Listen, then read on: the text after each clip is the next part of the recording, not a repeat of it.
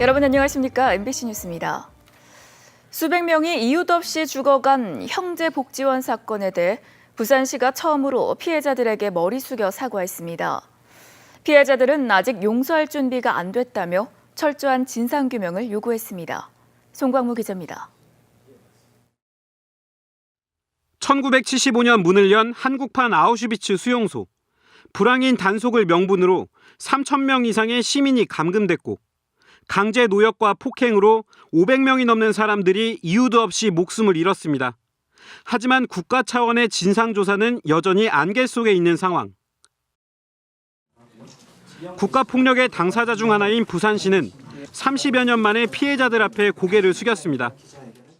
대한 관리 감독 책임을 소홀히 함으로써 시민의 인권을 보호하지 못한 책임이 있습니다. 여러분께 진심으로 사과드립니다. 최근 검찰개혁위원회가 형제복지원 사건의 재조사가 필요하다는 권고를 내면서 오거돈 시장 역시 진상규명에 적극 협조하겠다고 밝혔습니다. 이를 지켜본 피해자들은 형제복지원 사건은 현재 진행형이라면서 일방적인 사과는 안 된다고 강조했습니다. 우리 형제복지원 피해 생존자들은 아직 그 어떤 누구도 용서할 준비가 안 되어 있습니다. 분노 속에 죽지 못하고 살아남았습니다. 무엇보다 국가에 의해 인권 유린이 어떻게 자행됐는지 명명백백히 가리는 게 우선이라는 겁니다. 전두환 정권의 외압 때문에 조사를 못해서 많이 아쉬웠죠.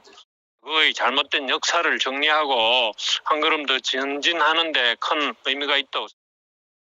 오 시장은 수년째 국회에 계류 중인 진상조사 특별법 통과를 촉구하며 시 차원의 재정 지원을 약속했습니다. 사과는 이루어졌지만 부산시 역시 형제복지원 사건의 책임이 큰 만큼 진상규명에 대한 선제적이고 적극적인 대응이 필요해 보입니다. MBC 뉴스 송광모입니다. 지난해 세계적인 설치 미술가 오펜하임의 유작을 고철로 철거한 사건 기억하실 겁니다. 외신으로 알려지면서 국제적인 망신을 산 일이었는데요. 그렇다면 설치 조형물 관리 지금은 제대로 되고 있는 걸까요? 김윤아 기자입니다. 부산 진구의 한 삼거리. 벤치 위에 치약 모형의 조형물이 덩그러니 설치돼 있습니다. 안내 표지가 없어 누가 만든 건지, 왜 여기에 있는지 알 수가 없습니다. 왜 이 모양을 해놨나 이게 내 생각에도 그래요. 이 뭐라고 해놨노 생각이 들어요. 의미 있는 조형물이 방치되는 경우도 있습니다. 서면 공구상가를 기념하는 이 조형물은 스티커와 쓰레기로 몸살을 앓고 있습니다. 이 조형물은 대형 화분들 사이에 위치해 있기 때문에 눈에 잘 띄지 않습니다. 게다가 평상시에는 이 앞으로 오토바이들이 줄지어 서 있기 때문에 이 조형물을 가리기 일쑤입니다.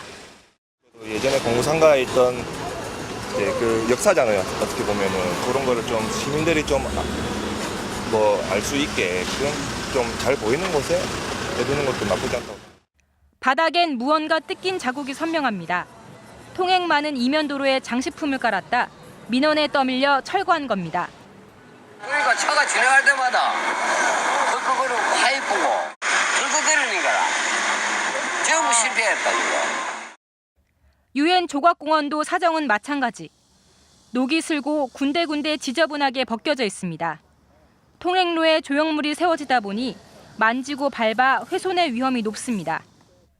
이곳은 많은 조형물들이 모여있는 공원입니다. 당연히 조형물 관리가 더 철저해야 하는 곳인데요. 하지만 한눈에 보기에도 이렇게 부식이 심한 상태로 그대로 서 있습니다.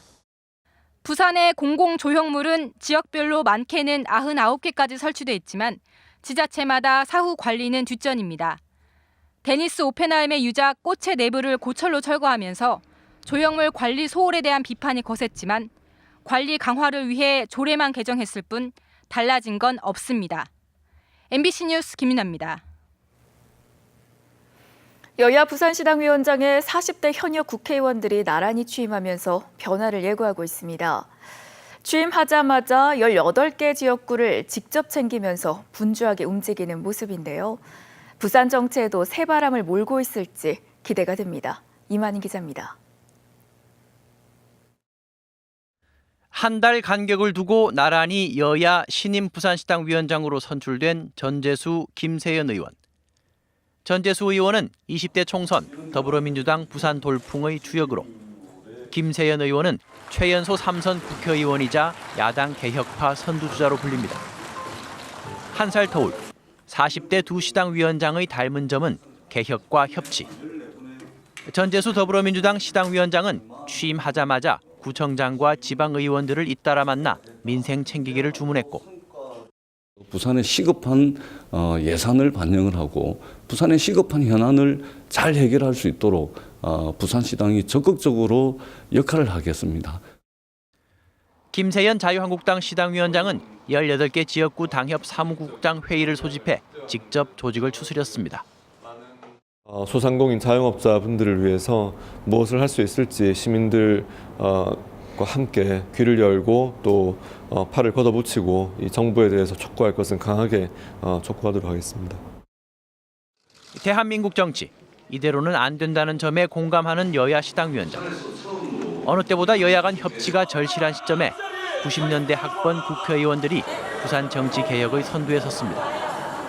젊은 활력을 가지고 부산의 현안들을 가지고 머리를 맞대 나간다면 정말로 부산의 새로운 미래, 새로운 비전을 잘 찾아내고, 기본적인 시각 차이가 있는 것은 또 그대로 협의를 하더라도 부산을 위해서 힘을 모을 수 있는 것은 정당을 떠나서 하나로 힘을 모으도록 최선을 다하겠습니다. 그래서 두 시당 위원장은 빠른 시일 안에 한자리에서 만나 소주잔을 기울이며 허심탄회하게 부산 정치를 이야기해보자는 데 뜻을 모았습니다. 젊어진 시당 위원장만큼 부산 정치도 젊어질 수 있을지 시민들의 관심이 뜨겁습니다. MBC 뉴스 이만행입니다.